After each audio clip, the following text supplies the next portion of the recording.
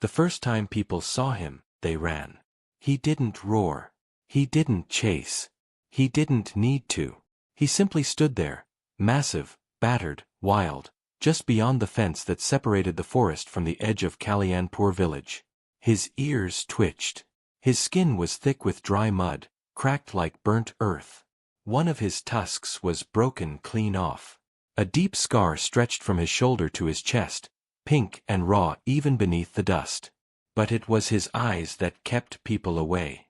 They were dark, still, and watching. For 3 nights in a row, he came. Always after sundown. Always to the same spot. A narrow patch of tall grass near the school's broken water tank. He didn't break the fence. He didn't trample anything. He just stood there, breathing, still as stone, until dawn touched the trees. Then he disappeared again. The villagers began to whisper. "He's cursed," someone said. "He's looking for someone," said another. "He's mad," muttered a third. "One of those rogue bulls. Dangerous. They say he killed a man near the highway last year." The elders called a meeting. "We must report this to the forestry department," they said. But no one wanted to provoke him. Not yet. He hadn't hurt anyone. Not yet. So they built a warning sign and lit fires at night. They moved the school children into the inner classroom. And they waited. And watched. And prayed he would leave. But he didn't. Meanwhile, in a one-room house near the edge of the village, a girl named Mira lay awake. She was 9 years old. And angry. Her right arm was wrapped in a hard plaster cast that reached from her shoulder to her wrist. White. Heavy. Ugly. She hated the way people looked at it. Hated how her mother hovered over her every movement. Hated how her little brother kept asking, "Does it hurt now?" It always hurt. But she never said it. The fall had happened 2 weeks ago. Climbing a tree to rescue a kitten she didn't even like. One slip, one sharp crack, and the world changed. No running. No climbing. No swimming. And worst of all, no school. Her mother had insisted, "Too risky. You'll fall again." So Mira sat at home, listening to the distant laughter of other children, scribbling doodles with her left hand, counting clouds, hating the cast, until she heard about the elephant. She overheard the adults talking during dinner. "Third night now. Same spot," said her uncle. "Near the school fence. They say he doesn't blink," her aunt whispered. "Just stares. Like he remembers something." Mira leaned forward. "Is he hurting anyone?" "No. But he's not supposed to be there." Mira looked at her plate. "Maybe he's lost." Her mother shook her head. "He's dangerous. Big animals like that don't get lost. They get angry." Mira said nothing. But something stayed in her mind, the way they said he watched. The way they said he didn't move. The way no one could explain why he kept coming back. And she began to wonder. Was he waiting? The next evening, Mira slipped away. She knew how to do it. Her mother had gone to the neighbors to borrow rice. Her brother was asleep. She tucked her casted arm under a shawl, pulled on her sandals, and crept past the back gate. It wasn't far, maybe 10 minutes through the edge of the trees, past the water pump, then around the back of the school wall. She walked slowly. Her arm throbbed. The shawl scratched her neck. But she kept going. As the sun dipped behind the hills, the light turned copper-orange, and the world grew quiet. And then, she saw him. At first, he looked like part of the landscape. A massive, unmoving boulder in the tall grass. But then the head shifted. The trunk swayed gently. And Mira stopped breathing. He was bigger than she imagined. Taller than the schoolhouse. His skin was torn in places. One ear was ragged. His tail flicked slowly. But he didn't move. Didn't look at her. Didn't charge. He just stood, watching the fence. Watching nothing. And breathing. Long, slow breaths. Mira stepped closer. Her heart pounded in her ears. Her arm ached. The air smelled like dust and something older, like wood smoke and rain. She stepped again. Still, he didn't move. She was maybe 10 meters away now. Close enough to see the details of his scars. The deep groove along his flank. The cracked toenails. The torn skin near his eye. And the eye itself, half closed. Tired. Not wild. Just empty. "Hello," she whispered. No response. She sat down, tucking her legs under her. Her casted arm rested in her lap, useless. "I don't like being hurt either," she said softly. "It makes everyone treat you like glass. Like you're already broken." The elephant blinked. Once. She smiled a little. "It's stupid, right? I climbed a tree to help a cat. A cat. And now I can't even run." The elephant swayed. The wind picked up. A few dry leaves skittered past her feet. And then, the elephant turned his head. Not much. Just enough to face her. Mira froze. Their eyes met. And in that instant, she felt something strange. Not fear. Not danger. But recognition. Like the way you look at someone and realize, you're broken too, aren't you? Her breath caught. The elephant exhaled, a deep, low rumble that seemed to vibrate through the ground. Mira didn't move. Didn't speak. She simply reached out her left hand, trembling, and placed it on the grass. An offering. The elephant didn't take a step. But he lowered his trunk, inch by inch, until it hovered just above the ground. Close. Near enough that if he wanted to, he could crush her. But he didn't. He stayed. Breathing. Watching. Mira sat there as the light faded, casting long shadows over them both. And for the first time in weeks, her arm didn't feel quite so heavy. By the next morning, rumors had already started. Someone saw a child near the elephant, a woman whispered near the well. "They said it was Mira," murmured another. "The girl with the broken arm." Her mother heard it from a shopkeeper. By noon, she was at the schoolyard, shaking with worry, yelling her daughter's name loud enough for birds to scatter from the rooftops. Mira came out of the back room slowly, eyes lowered. Her mother didn't shout. She just knelt and held her close. "You could have died," she whispered, over and over. "You could have died." But Mira didn't respond. Because she didn't feel like she almost died. She felt like, for the first time in weeks, she had come back to life. That evening, she stayed home. She watched from the window as the sun dipped and the wind picked up. The fence near the school was too far to see. But she could feel him out there. Still. Watching. Waiting. She didn't sleep well that night. The forest department arrived the next day. A man with tired eyes and a wide-brimmed hat stepped out of a dusty green jeep. He spoke with the village headman, then to the school principal. He looked over the fence. Took photos. Wrote notes. Wiped his forehead. "The elephant is rogue," he said flatly. "He must be driven back into the jungle. If he refuses, we'll have to sedate and relocate him." The villagers nodded, some in agreement, some in fear, most with uncertainty. "He hasn't hurt anyone," someone said. "Yet," the man replied. "They brought firecrackers that night. Loud, screeching ones. They lit them near the fence, throwing bursts of sparks into the sky. The elephant didn't flinch. He didn't charge. He didn't even step back.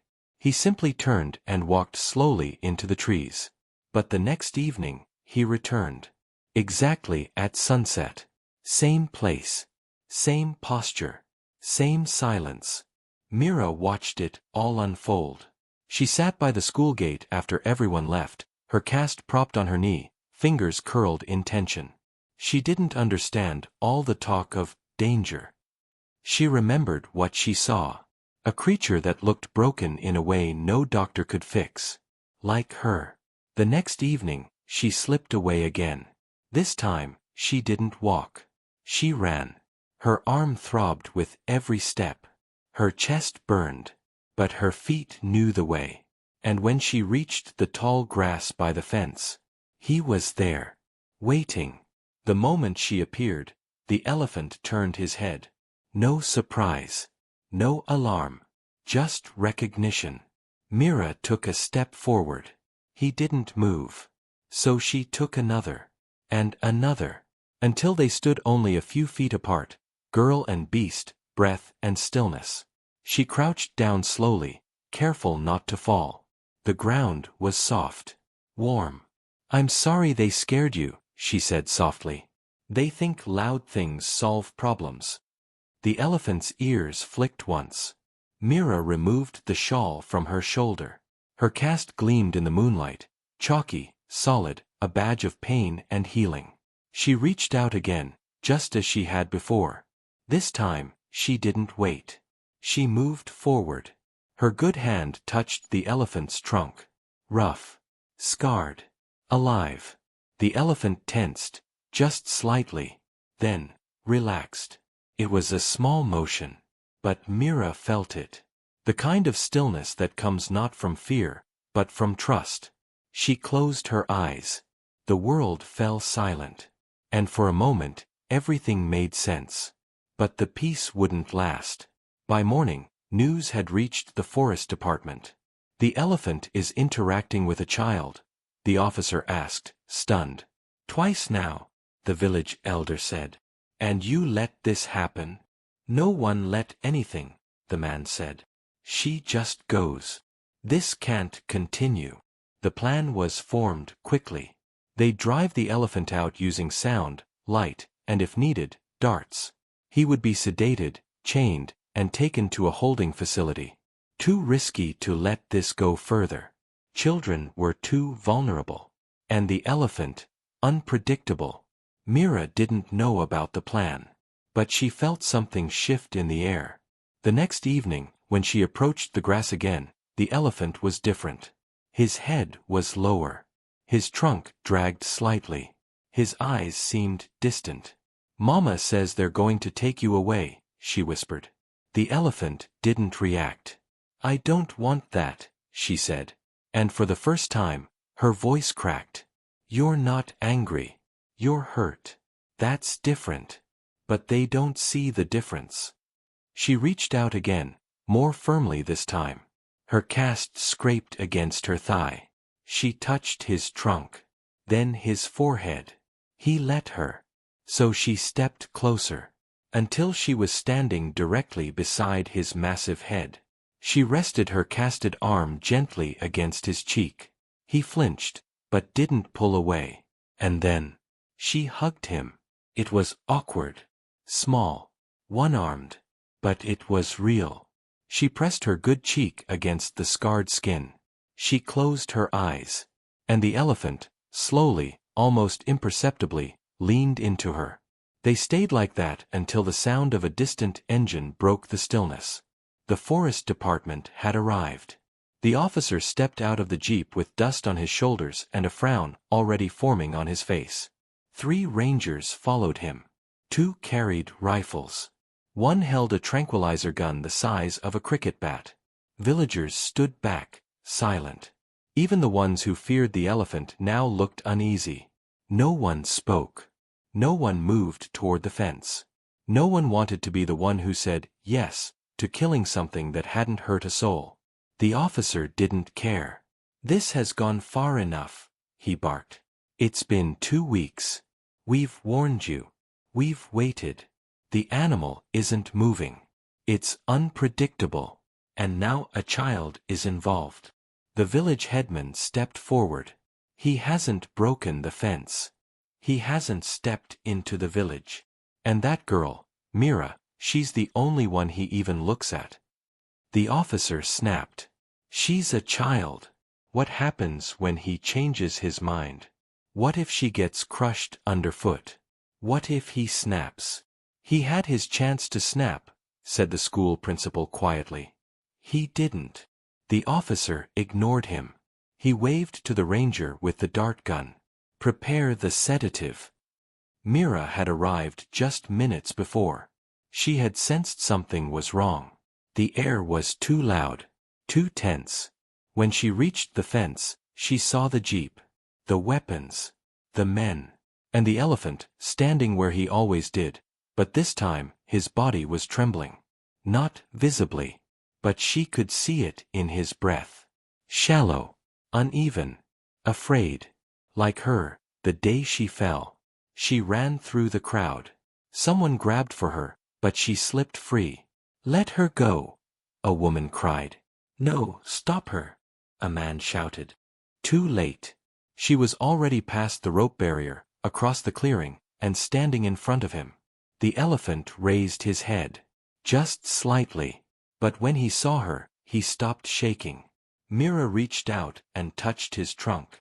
The cast on her arm thudded softly against his skin. He didn't move. The villagers fell silent. Even the officer froze.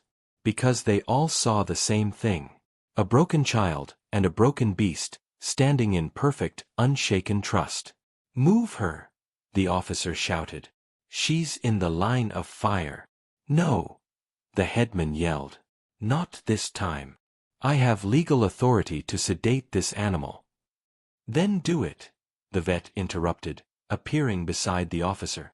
"But know this, if he dies because of you, it will be your name on every report, every article, every screen." The officer turned, furious. "You're not in charge here." "No," she said calmly. "But I know the story you're trying to erase." He blinked. She held up her phone. "I spoke to the sanctuary team." Pulled his ID from the scar pattern and tusk damage. She turned to the crowd. His name was Dharma. He was a rescue bull. People stirred. She continued. He was taken from his herd as a calf, kept in a private training camp, beaten into performing. When the place was raided last year, many elephants were relocated. Dharma escaped during transport. She stepped forward. "He's not wild. He's wounded, traumatized, and he returned to people because, somewhere deep inside, he still believes someone might treat him with kindness." She pointed at Mira. And she was the first to prove that wasn't a lie. The officer looked at the elephant.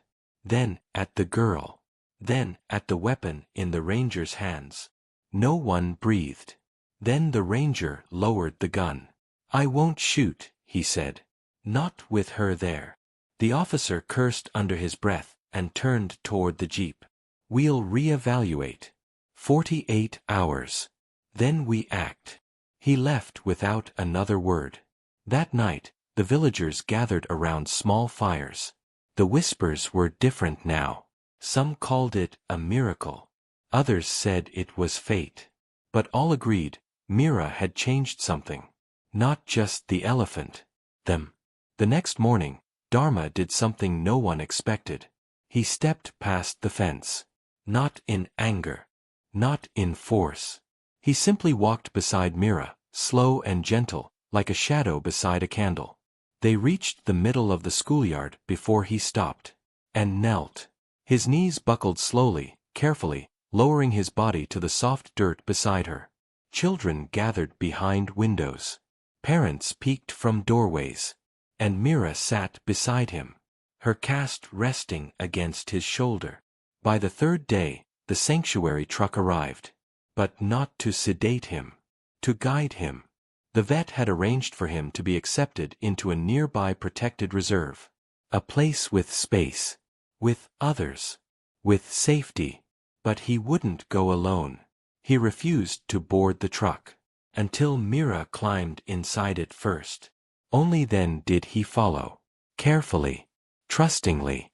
As the truck drove away, Myra's mother stood at the roadside, holding her hand over her mouth. Not to cry. But to smile. The cast would come off in a week. But Mira didn't wait for it to be cut away. She had already healed. The ride to the sanctuary took 2 hours. Mira sat in the back of the open truck, wrapped in a shawl, her cast propped carefully against the wooden rail. Her legs dangled off the edge, swinging with every bump in the road. Behind her, Dharma stood tall. He didn't pace. He didn't panic. He simply stood, Still, calm, eyes half closed, as if the wind brushing past his ears was enough to keep him grounded. Every few minutes, Mira reached back and touched his leg, just to remind him, "I'm still here." And each time, his tail flicked gently in response. The sanctuary wasn't a zoo.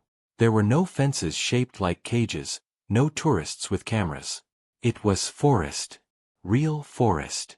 Wide and breathing. A place built not to hold animals, but to heal them. The staff welcomed them without question. One woman brought Mira a cup of sweet milk. Another helped her down from the truck. The vet stayed to assist the transition. But Mira only had eyes for Dharma. He stepped out of the truck slowly. The dirt was soft under his feet. The trees were wide and familiar. The wind carried smells he remembered. Still, he didn't move forward. Not until Mira stepped beside him. Only then did he follow. The next few days passed like dreams. Dharma was introduced to a gentle cow elephant named Tara. She had been orphaned young and lost her right eye in a fire. She didn't fear him. She didn't challenge him. She simply stood beside him, silent, the way Mira had. And Dharma accepted her. He explored the river's edge. Broke branches again. Bathed in silence. Sometimes, Mira sat with him until nightfall, her hand resting on his side, listening to the slow breath of something ancient, something peaceful. But eventually, she had to return.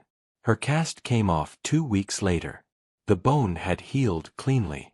Her doctor smiled. "You're lucky," he said. "Some fractures leave pain forever." Mira didn't answer. Because she knew the pain that lingered wasn't in her arm. It was somewhere deeper. A dull ache where loss lived. Back in the village, life moved on. The fence was still there, but empty now. The children returned to the schoolyard. The teachers resumed their lessons. Even the forest officer, now less proud, began organizing funds for wildlife education. But for Mira, everything was different. She woke earlier. Walked more. She stopped climbing trees. But she started writing. Every day, she filled pages with memories, drawings, pieces of stories she didn't fully understand. One morning, her mother found a sketch folded beneath her pillow. A massive elephant with a broken tusk. And a small girl, reaching up toward his trunk. Months passed. Seasons shifted. Letters came from the sanctuary. Updates. Photos. One showed Dharma standing at a riverbank, water up to his chest, surrounded by 3 younger elephants. Another showed him lying in a field, Tara resting her trunk across his back. "He's thriving," the vet wrote. "But he still stands near the fence at dawn, as if waiting." Mira smiled when she read it. Because she understood. 3 years later, she returned. Older now. Taller. Still quiet. Still herself. The trees of the sanctuary were taller than she remembered. The paths overgrown with vines. But the scent of the earth was exactly the same. When the staff saw her, they smiled wide. "He still remembers you," one said. "He always does." She walked the trail alone. Her footsteps slow. And when she reached the glade, he was there. Standing beside the river. Looking toward the trees. He hadn't changed much. Still massive. Still scarred. But stronger now. When he heard her step, his ears twitched. He turned. Their eyes met. She didn't speak. She just walked forward. No fear. No hesitation. Just steps. When she stood close enough, she raised her hand. And placed it on his cheek. His skin was warm. Weathered. Familiar. And then, with a breath that seemed to shake the trees, he leaned into her. She hugged him again. Properly this time. 2 arms. No cast. No pain. Just wholeness. The wind picked up. Leaves danced across the grass.